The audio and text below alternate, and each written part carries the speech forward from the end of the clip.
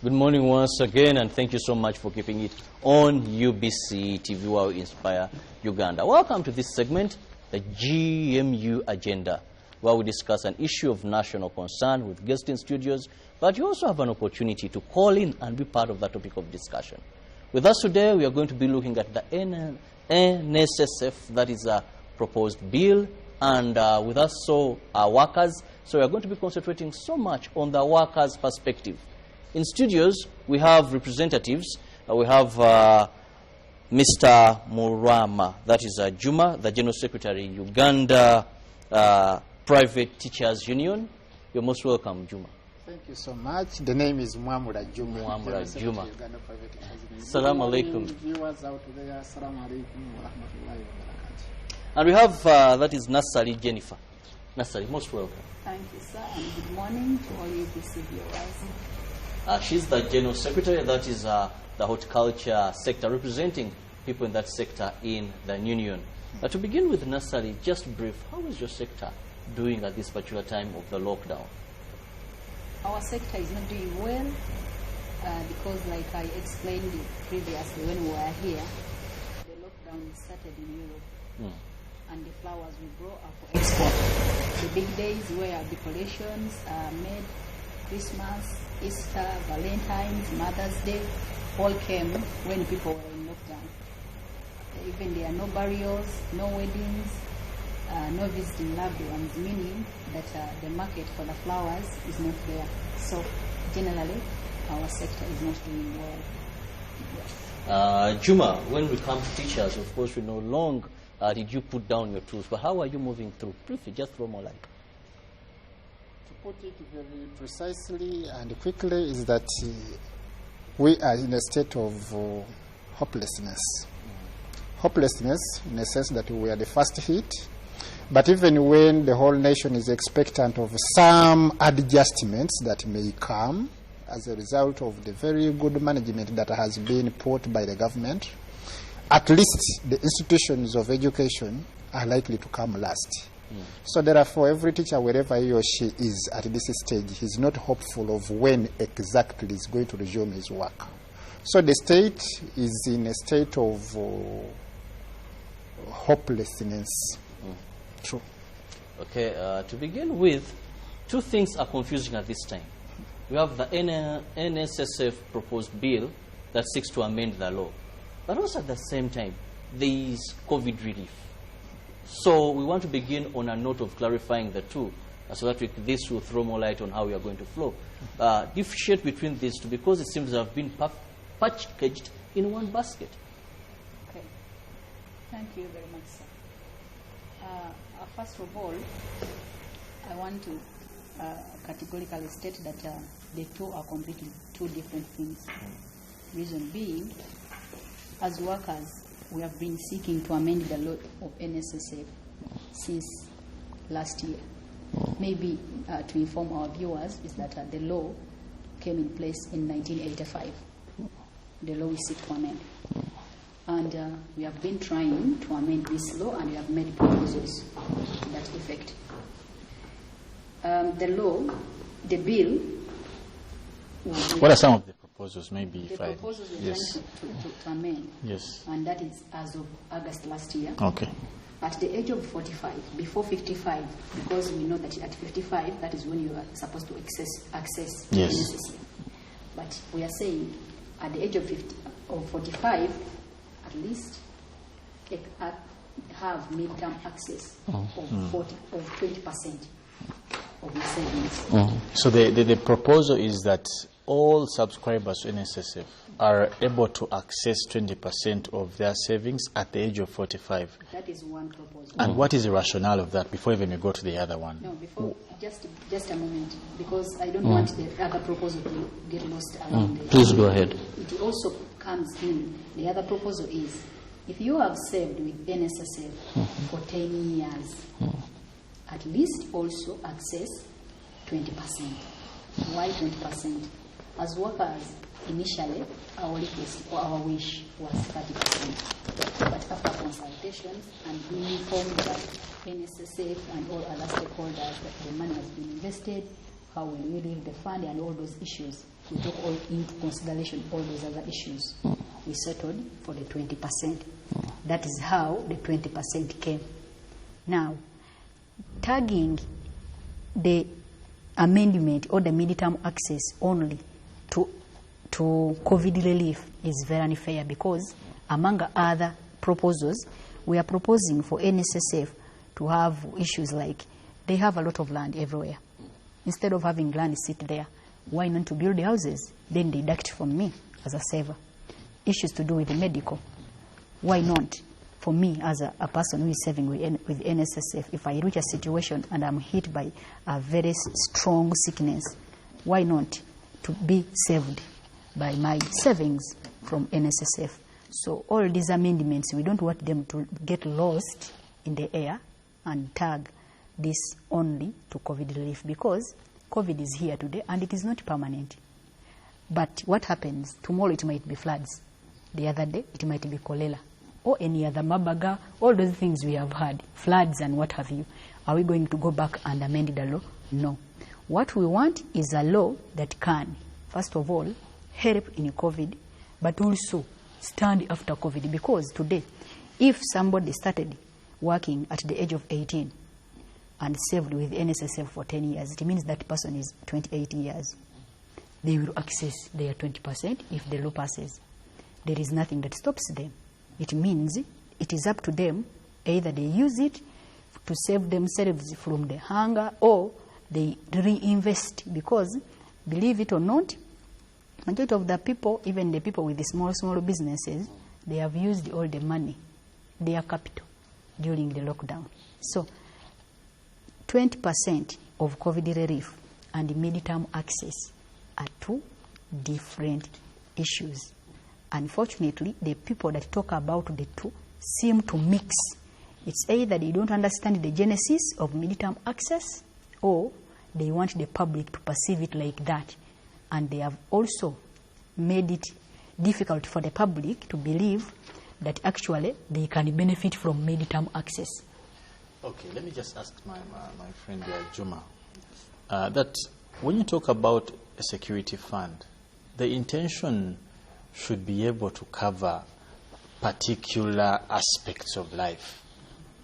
When you amend this law, initially the intention of this law, I would believe, was to deal with, it was purposely looked as security for issues of age. If you want to amend to look at probably the 10-year suggestion, the midterm, doesn't it defeat the purpose of social security? For example, you talked about someone who starts work at 18, and by 28 you want them to earn at least 20%. Isn't that defeating the purpose of a security fund? And I will start with my brother here. Well, thank you so much. I think you put forward a very good question that makes us want to understand the essence of NSSF.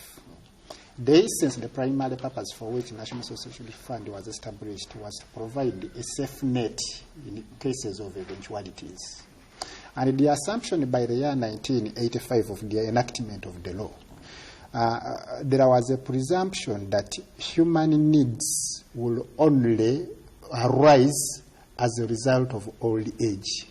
And therefore, the benefits that are provided for within the current National Social Security Fund Act are only age benefits, those that only pushes you up to the age of 50, to assume that it is then that you would need to be leveraged out of a hard situation. The other is survivors. Survivors is an assumption that should you not be able to reach 50 and you die midway, then your kinsmen, your dependents are given what you will have saved. The third provision that is existing now is what they call invalidity. Invalidity is such a situation where you have been doing your work so well, but for one reason or the other you get that permanent inability that you can no longer be able to act in a manner, maybe to carry forward your work. For instance, you are in journalism and perhaps you need to speak, but something comes and you can no longer talk. So in there, you cannot continue to serve as a journalist. There you are given your savings. But now, those were the days then. The current situation is that the needs of money are far beyond those three elements that we have just talked about. And therefore, that has been the basis for which the advancement for amending the law is existing. So the principle has been to agitate for broadening of product portfolio. We are wishing that over and above the three benefits, we think other things should also be there. And among others, my sister has already alluded to them, are issues of medical benefit.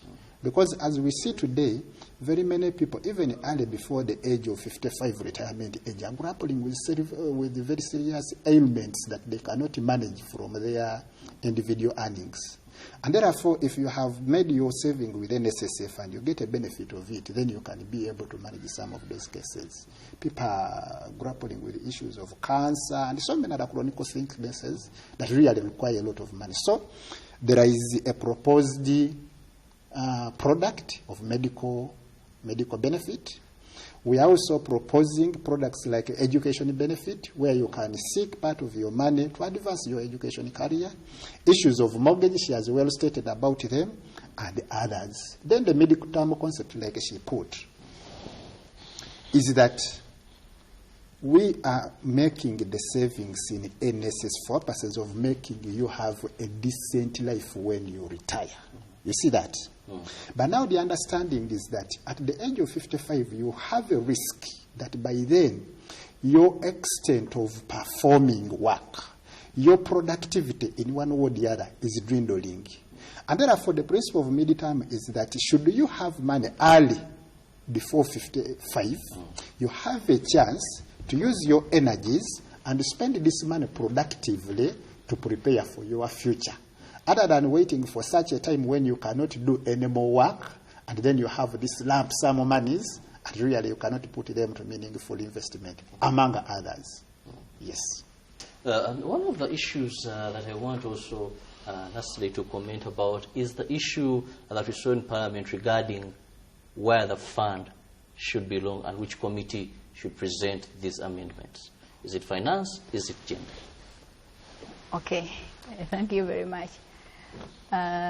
In 2003, His Excellency, the President of this country, used his wisdom and directed that the management of the fund should be transferred from Ministry of Gender to Ministry of Finance. And that has been the case up to date. Now, we feel that that needs to change. Why? Because first of all, it is the concept or the purpose of social security. We have a ministry that caters for social security, and that is Ministry of Gender, Labor, and Social Development. But also, Ministry of Finance is known for investment, and we feel if this money only looks at investment, and then it leaves out issues of social aspects, it is going to lose its meaningfulness to the saver. Like my brother was asking, yes, it was the assumption by then that it is old age. But now we are saying the world has changed. So can this be turned and we have more access? Now, we have two committees in Parliament. One that is on finance and another one on gender and social security. Now, our appeal is, and has always been, that, first of all, because the Committee of Gender understands the social aspects around social security, it is the right committee to handle the bill. So, applies to the ministry. But also, it does not mean that Ministry of Finance is not important in this case. Reason being, last year, like I have said, the amendments started last year. The Speaker of Parliament sent parliamentarians to consult and benchmark with neighboring countries on how social security is handled in different countries. And they came back and made a report that all issues of social security are under Ministry of Gender and Gender, Labor and Social Development. but also because it has issues to do with the finance. Then finance takes some oversight role on the finance matters. That is our appeal. So that at the end of the day, me as a saver, my issues of social security don't get lost in only investment. And that is still our appeal. That much as, yes, we have two committees today, the Committee on Finance and the Committee on Gender. Let the Committee on Gender take charge, but let the Committee of Finance, because these committees can always work hand in hand, but when the committee responsible is the one on gender and social development. Actually, okay, you want to chip in, please go. If you would allow me to just do a very small addition to what my sister has just been putting forward, is that among the proposals so far from the workers' side or workers' perspective is improving the management of National Social Security Fund.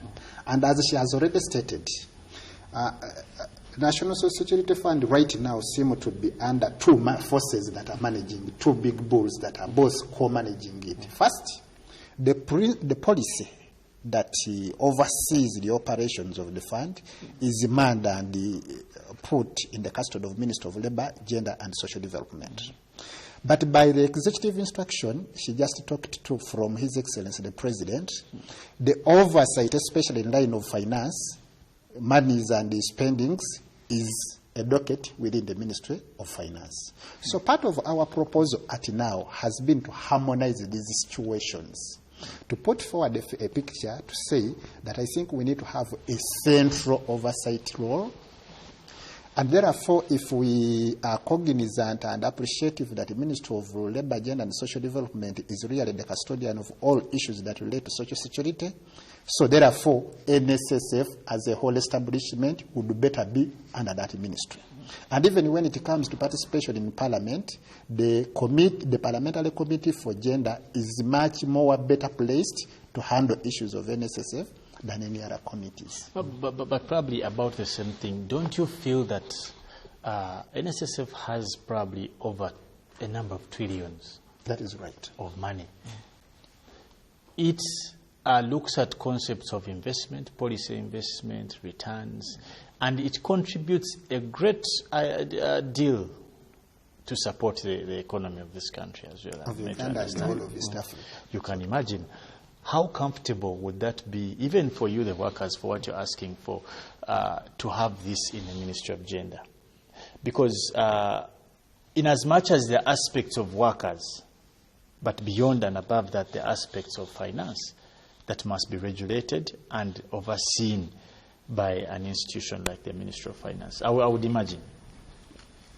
Then wouldn't it defeat the purpose, again, for the institution of NSSF to be placed entirely in gender?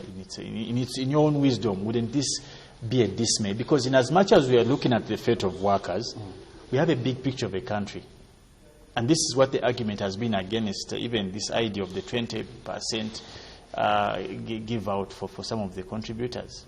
First and foremost, look at the people who contribute. The numbers are not that much, given even the fact that they contribute quite a good deal, but the numbers are not that much. Isn't it a fear, even for you, that you want to place, or you'd request to place this particular entire organization institution under gender completely? Is it something that it is worth really trying? I think that is the seeming confusion that is roaming in the public. For us to want to let go the primary concept for which National Social Security Fund is established and put a lot of efforts to the secondary results. Because primarily, NSSF is put forward to provide the safeguards for a working group in moments of eventualities. That is the primary thing. Yes. And looking at the government docket that is responsible for looking at welfare of people is the Ministry of Gender, Labour and Social Development. Even when they are developing issues of policy that relate to how decent work shall be looked at and so on and so forth, all those discussions are done within the Ministry of Labour and Social Development. And therefore, that is the core basis for which we say that whichever much monies that have been saved with the NSSF, that money has been saved largely for purposes of looking into people's welfare. And therefore, the minister responsible, the minister that appreciates those concepts is Labour. And that is the basis for us to say, let us have it under Minister of Labour. But we also cognizant that NSSF has large monies of money. My understanding is that the government is not a disjointed institution. At least there are levels where we even have interministerial interactions. Minister of Finance has for long been having a direct hand within NSSF in terms of providing technical guidance, in terms of providing even some audits and other kind of stuff. So in a way we know Minister of Finance still has a hand within NSSF. Auditor General's Office still has a hand within NSSF. And the situation right now is that there is an existing act called UBRA. Uganda Regulatory Benefit Retirement Act. That UBRA provides for various players that have to oversee retirement schemes. Among others are people like fund managers, are people like custodians, and others. Clearly, the trillions of money that are within NSSF, in terms of how well they should be used, is not a mandate of Minister of Finance. Okay. It is a mandate of a hired fund manager. You get that? As per the Act of UBRA. So therefore, there would not be any slightest fear for us to say, does the Minister of Gender has the technical capacity to oversee these trillions? Already there is an act that delinks any government ministry from advising in terms of managing. It established a special layer of players called fund managers, and NSSF have them. Yes, you want to add something? Yes, if I might add something on what he's saying. Uganda Retirement Benefits Regulatory Authority came in place when there was still that struggle to liberalize NSSF. Now, when the liberalization did not come, the UBRA remained, and that is how the UBRA Act came. UBRA oversees where NSSF invests, who borrows money from NSSF. Another thing that is disturbing us as workers is UBRA is a government entity, fully funded by government. So our question is, why is it again annually would NSSF transfer billions of money to UBRA? For example, last year and over the years, 6 billion annually have been transferred. Is that of NSSF? Yes. Savings? Yes. Of the NSSF savings to UBRA. Yet, it is a government entity fully funded by the government. So we see this as double funding, which we feel as savers that this should stop. Another thing is, workers are represented on NSSF board. Employers are represented on NSSF board. The government is represented on NSSF board. So we have confidence that with all these structures in place, there is no reason why the fund should be managed under Ministry of Finance, because we have people who can guide in these processes internally in NSSF, but also UBRA itself, since it was created to cater for such issues. Well, I just have to remind our viewers that that's the number on your screen. You'll be able in a few minutes from now to call and be part of the topic of discussion. That is 0702 23 24 25. That is the number on your screen. 0702 23 24 25. We are looking at the workers' perspective of the NSSF proposed bill, where our guests have already told you some of the proposals they are looking at. That will include, if you've saved for 10 years, at least you're able to get 20%. That's that. I find all these a bit binding, but this issue of saving for 20 years, for 10 years, and then you're getting 20%. What is the rationale for this? My brother, we don't want to, first of all, defeat the reason why initially our grannies thought that NSSF was supposed to be for old age. That is why we are saying at least 10, at least 20%. Because if you see the act when it was being put there, like my brother mentioned, the assumption was that your need will come when you are old at 55. But now we are saying that things have changed. Today, majority of the people, if not everybody, is distressed. And when people are distressed, need support. Since last year we were saying, August, not just because of COVID, but since last year, August, we were saying that let this 20% be there for the person who has saved for 10 years and above. Because we looked at all these categories, like I have explained earlier. If you started saving at the age of 18, and that is if you started working at the age of 18, today you're 28, it means you qualify. If you started saving at the age of 28, today you're 38, you qualify. So majority will benefit.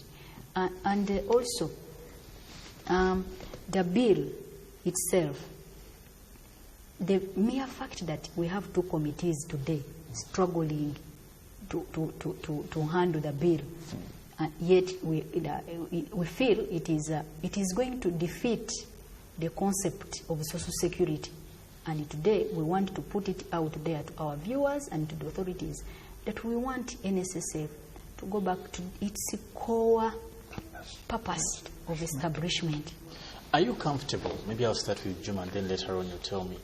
Are you in support of the 20% deductions in times of hard times, as it has been termed, that NSSF should give out 20% of the savings of every subscriber? For example, like now, what members of parliament are pushing, the 20%, away from the proposal, the long-term proposal. Do you support this 20% amount to be given to the subscribers because of the COVID times? I'll start with Ndugu Juma here. No. We are comfortable with the 20% as proposed in the amendments that we have put forth. And you see the amendments that we have put forth are such inclusive that they respond to the positive in the affirmative of your question. Because the issue is, if we permit the midterm access as a principle, then should there be any situation of COVID, should there be any situation of flood or any other situations, somebody will have a window to access of his savings a proportion that he can pick on to support himself in moments of hard time. But if we narrow it to merely responding to pandemics of this nature, then we shall have defeated the essence for which the fund is established. And you see, we are grappling with this thing, including defeating the economist kind of argument, because we are concerned and deeply grounded on the belief that NSSF is a social security. It's a safeguard for purpose for moments of hardships. Yeah. So therefore, we cannot reduce it that every time one has any such problem, he should run to NSSF, because even in terms of operations, it would perhaps be defeated. Technical people were showing us that at the time when we initially made a proposal of 30% benefit, it would perhaps lead to a collapse of the whole fund. Technically, they were explaining it, and it had some merit somehow. So still, if we bring in the element that whenever there are crises, then people have to run to NSSF, I think we might defeat the purpose. Because they tell us that for them to be able to give us the proceeds that are meaningful, they should invest that money. And many times, profitable investment is such investment where they are putting it into longer-term investments, issues of real estates and maybe long-term bonds and so on.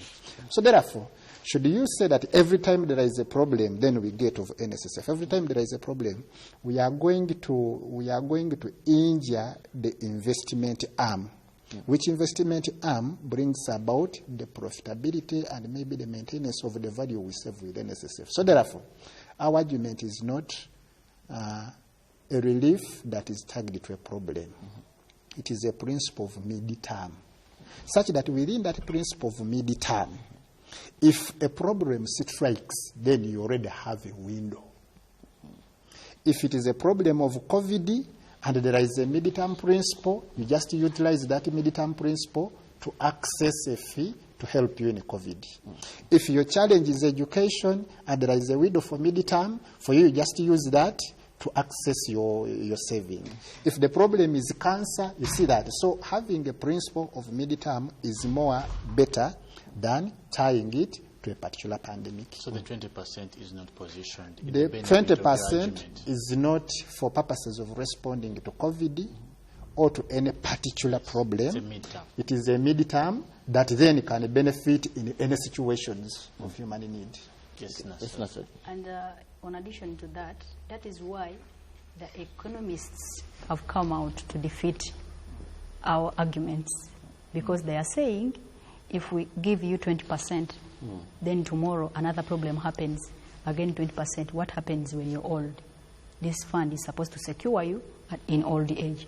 But we are saying let this mid-term not be whenever there is a problem, but it is mid-term access once. Those are our proposals. Because today, if they were hiding behind the law initially, the economists were saying there is no law that enables us to pay people or to allow mid-term access. Now, that there is a possibility of the law. They are saying it is COVID. Actually, this COVID has not come from us as workers, representatives. COVID relief, no. It is the economists. But they're asking it for you. No, they are not asking They're it asking for it us. too narrow. They're asking it too small They are for putting us. it like that because they Your know. representatives, No. you have members who are represent workers. Your members in constituencies are saying that the workers sorry to need their interject, money. but I think we have a call online. Let's first pick the caller. We'll continue with this discussion later on. Hello, good morning. Sorry, we've lost that one. Our lines are open. Please feel free to call in, and we'll be able. We want to get your opinions on the topic of discussion and so more when we have representatives, that is from the teachers, private teachers union, and from the horticulture sector, where we are looking at the proposed amendment of the NSSF bill and some of the proposals that they have told us that they have come up with, including mid-term benefits. Hello, good morning. Good morning, how are you? I'm fine. How are you doing? Oh, sorry, we've lost you, but just keep it on the same number. You can redial. Maybe we'll be able to get you and get your opinions. Well, we still have. Hello? Good morning. Hello? Please just be more audible. Give us your name and where you're calling from, but also move away from your TV set so that we can effectively communicate with you. Hello? Good morning to you. Hello? Hello, good morning. Good morning. Who are we speaking to? You're speaking to Raymond. To? You're speaking to Raymond. Please go ahead, but be a bit more audible. Yes, I want to ask those people, Juma especially. Now, this is a situation that happened to a friend of mine. He was working in a certain private firm, and he secured a loan from a bank. But then after securing that loan, he started paying as he was working. Unfortunately, due to the during the course, he lost the job. And now, I want to ask Juma, and he wasn't able to continue paying the loan. And at the end of the day, they took his house. Now, I want to ask Juma, why didn't you people consider that it's where I'm working? Oh, sorry, we've lost you, but I hope my colleagues have gotten you right. You were working, you had a loan, now you're out of work, and the loan, of course, day by day was accumulating. So he's wondering, why wouldn't he get assistance from the NSSF? Or does this midterm proposal also facilitate for such eventualities in case they occur?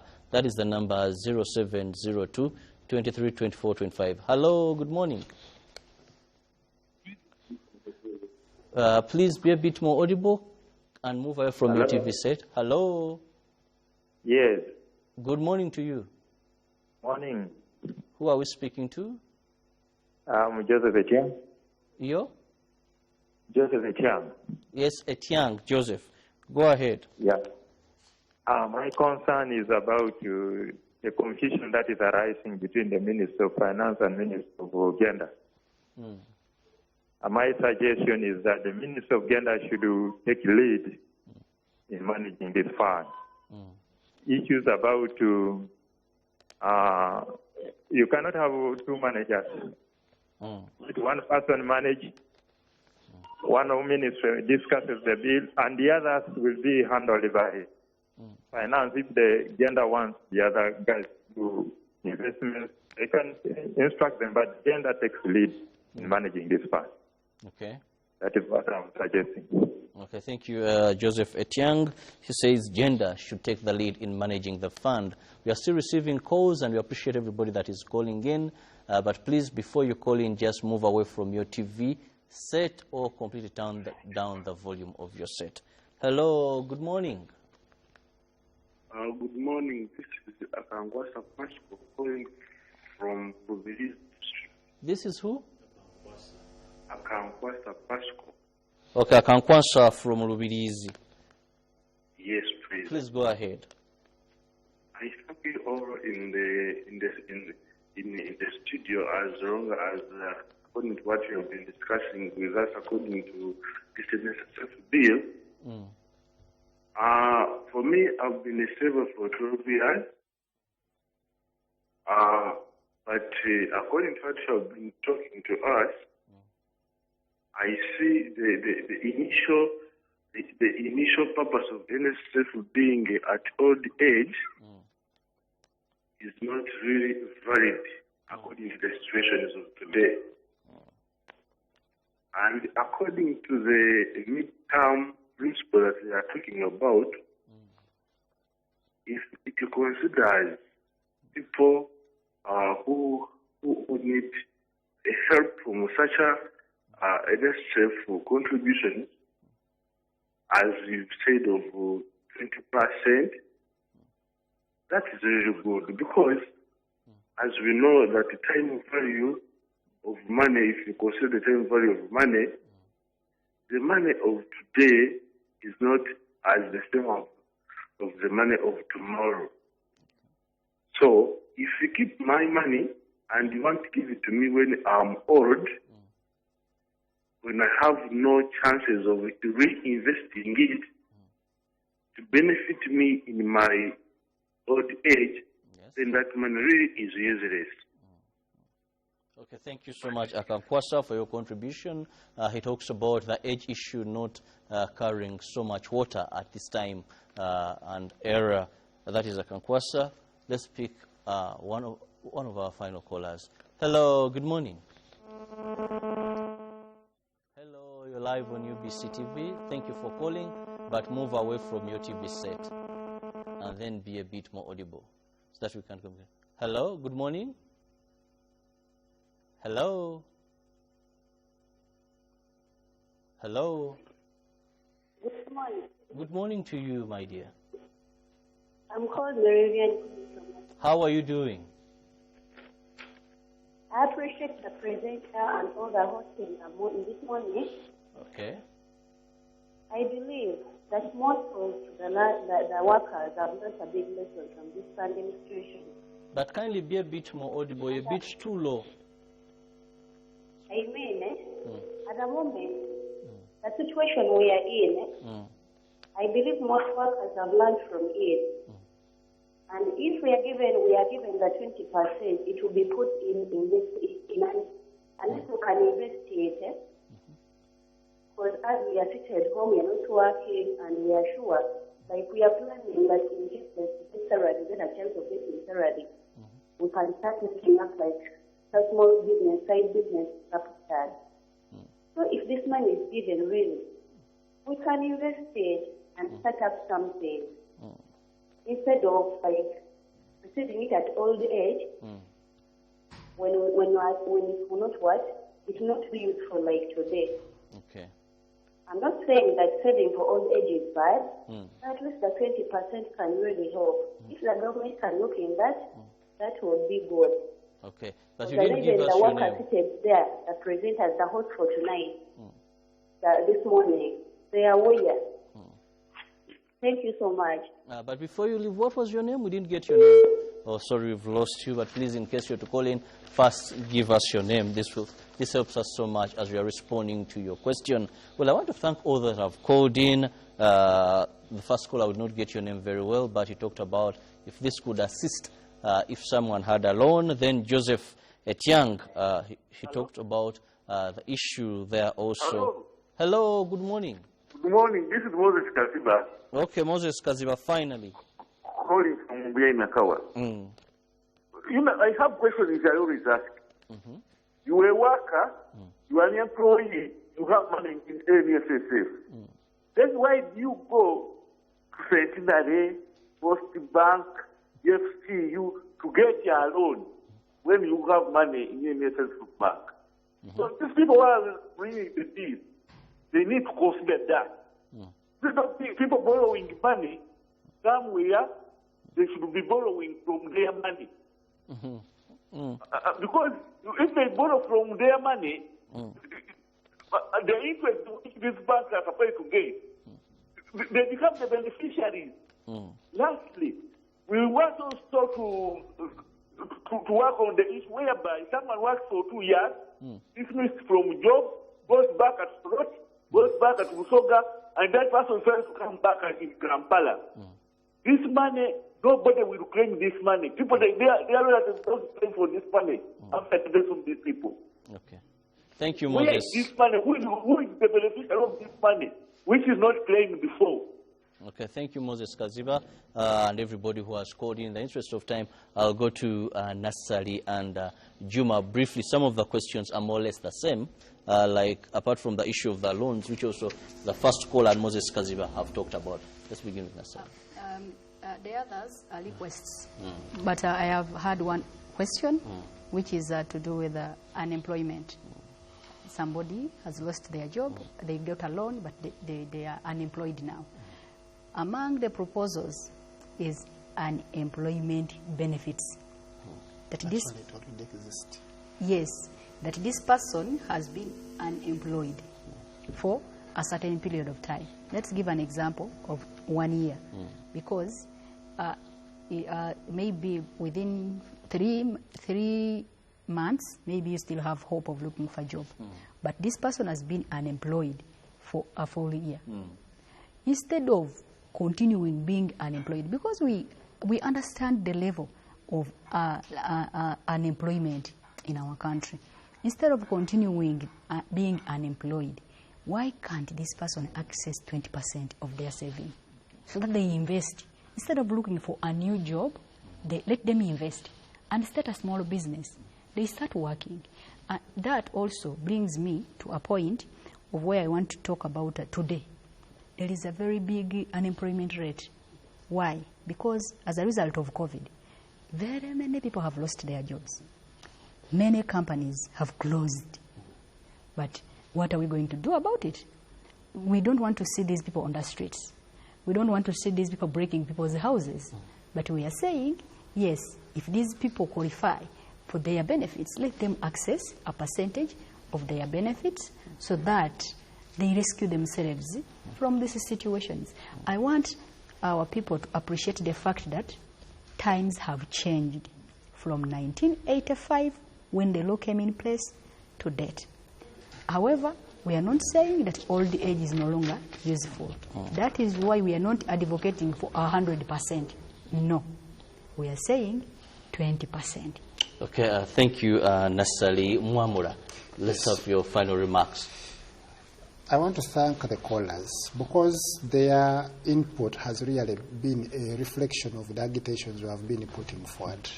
People are talking of what can be done to you when you lose a job. I mean, why do we limit it to only old age and so on? And those have been our observations. We are saying the situations have changed. We need to move beyond what was thought of in 1985 at the enactment of the law.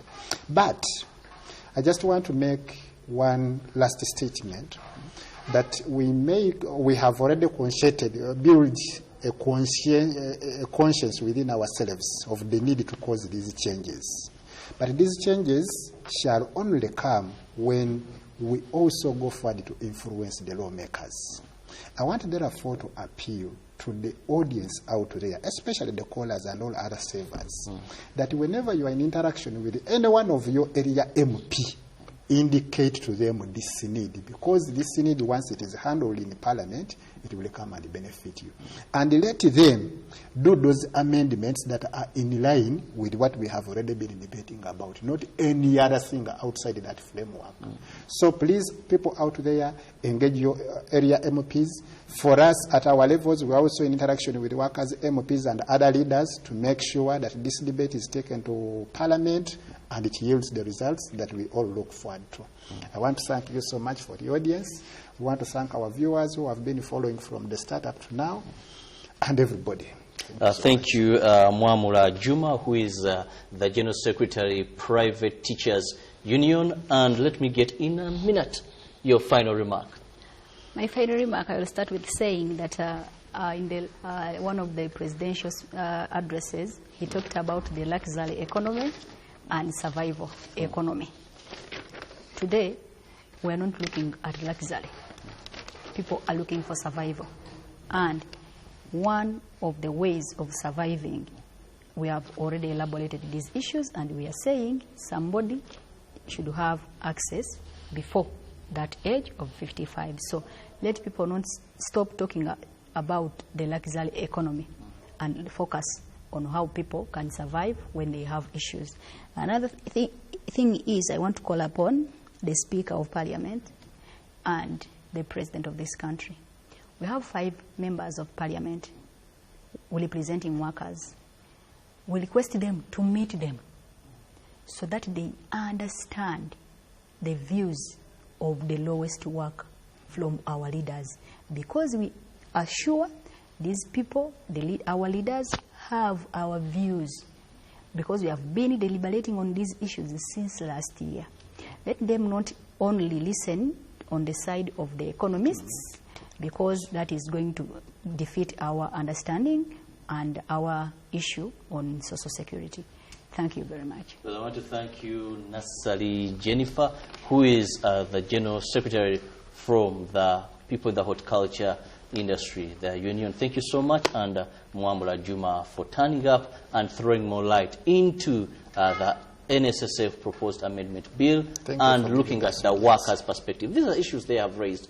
Very interestingly is they're saying this is not for the time of COVID, but let's have midterm benefits, because COVID will go away, but these issues will stay forever. From me, Felix, and the entire team, we want to leave you the quote of the day. We want to thank everybody who has called in. Etianga, Akankwasa, that is also somebody whose name we didn't get, but also Moses from Buyanakawa. Thank you so much for spicing up the show with this cause, and I'm sure your opinions will be addressed to the relevant authorities. Good morning.